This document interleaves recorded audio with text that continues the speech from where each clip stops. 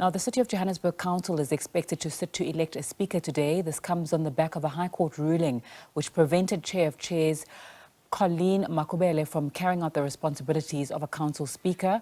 Council members might also vote on the motion of no confidence in Johannesburg Mayor Dr. Mpho Phalatse. But the multi-party government has said it plans to bring a motion of no confidence in Makhubelle instead. The council sitting will take place amid allegations that the DA-led council is on a mission to remove those who voted with the opposition and ousted former council speaker Vasco Da Gama. Let's get more on the story. SABC News reporter Mbalenhle Mthethwa is standing by for us. A very good afternoon to you, Mbalenhle. Just tell us more about what's taking place at that council. Well, good afternoon, Nzinga. What is happening right now is another adjournment to allow for the voting to take place. But in between, while we're waiting for that to happen, we've just come across some information that suggests that the speaker that might be elected or might emerge victorious today might, in fact, be the COPE's Colleen Makhubelle, who is going to be, from what we've heard, going to be voted in by the opposition parties as well as the minority parties. But we're also hearing that there are some cracks within the multi-party government in the city of Johannesburg. I'm joined by two people who are going to give us a better sense of what has happened, but we do understand that there is another candidate that was meant to be put forward, and seemingly somehow the multi-party government ignoring that request from one of the multi-party members, the IFP in particular. They had put forward Mlungisi Mabaso's name as council speaker. Now we know him as the MMC for Human Settlement. He's going to speak to us now. Please give us clarity. How are you feeling right now, and what is the way forward for the IFP? Well, it's not my name that was put forward. Okay. What actually happened is that during the meeting of the coalition, there was a proposal which said the IFP must be the one to submit a nomination for the position, which was agreed by all members of coalitions except for the Democratic Alliance.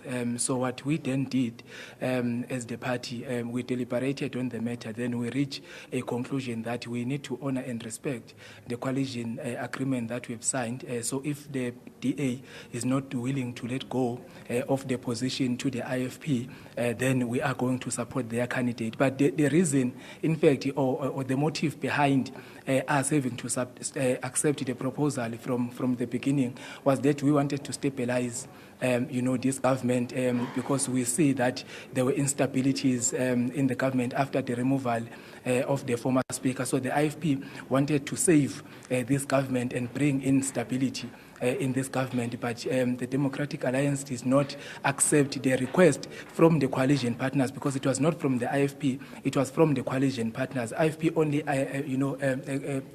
accepted the proposal or the request which was put forward by the members of coalition. So that's where we are, but we are going to support the candidate that they've submitted, the Democratic Alliance, as the IFP, because we need to honor and respect the arrangement that we have with the Democratic Alliance. Apologies for that error. My understanding was that your name was the one that was put forward by the IFP. You talk about cracks or instability within this multi-party-led government. What exactly are you referring to, and what are these cracks or this instability driven by? Well, I wouldn't know because, we were all surprised and shocked by the outcomes of the vote of the motion of no confidence against the Speaker of Council. But the IFP then, through engagements and consultation in the coalition management, when parties in the coalition in our coalition submitted that the IFP should be the one to bring in stability in this coalition. We accepted that because we felt it was in the interest of the residents of Johannesburg, it was in the interest, of this government that we are part of, but cracks, were shown during our last council when the Speaker, Vasco, was removed, and IFP wanted to correct that and make sure that we bring back and bring in the integrity and the stability of this government.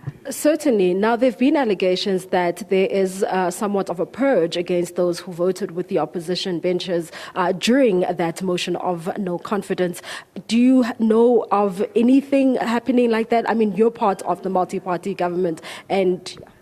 No, I don't know anything about that. Allegations will always be there. People will say a lot of things when there are situations such as this one, but we are not aware of any of that, even the allegations themselves. So it's the first time I'm even hearing about it. Okay. Now, I'm going to bring in Bongani Baloyi, who is from COPE, to just talk to... Action Essay, rather, and he is going to give us his thoughts as to how today is going to plan out. Do you foresee the council meeting collapsing today? No, we don't see the council meeting collapsing today. It would be unfortunate if that's the likely event. There must be a speaker elected by the end of business today to ensure that we stabilize the city and ensure that democracy prevails, whether it's a preferred candidate from the coalition bloc or it's from the other side. By the end of today, there must be a speaker. Okay. And now talk to us how you feel about what has transpired so far and the nominee that has been put forward by the multi-party government. Well, we are accepted reluctantly for the following reasons. One is that we are the ones who approached the IFP about the potential of IFP, filling the vacancy of Speaker of Johannesburg. We did so with the full recognition that, one, the coalition agreement has clause that you can activate in terms of having amendments, and we believe that since there's such a vacancy, let's exercise that clause to amend and remove the Democratic Alliance person as Speaker and have it as an IFP. And we felt that would create stability, would ensure that there's inclusivity and representativity for everybody in the coalition in a meaningful level. And it's incorrect to continue where the DA has the executive mayor, the whippery of council, and the legislature. We must create a balance by separating and having different parties at that level.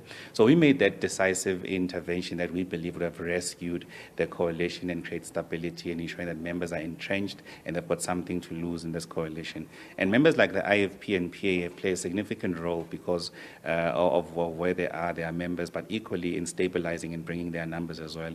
And we believe they are underrepresented in this coalition, and we felt this was an opportune time. So the DA rejected such an offer. A majority of the coalition members accepted it.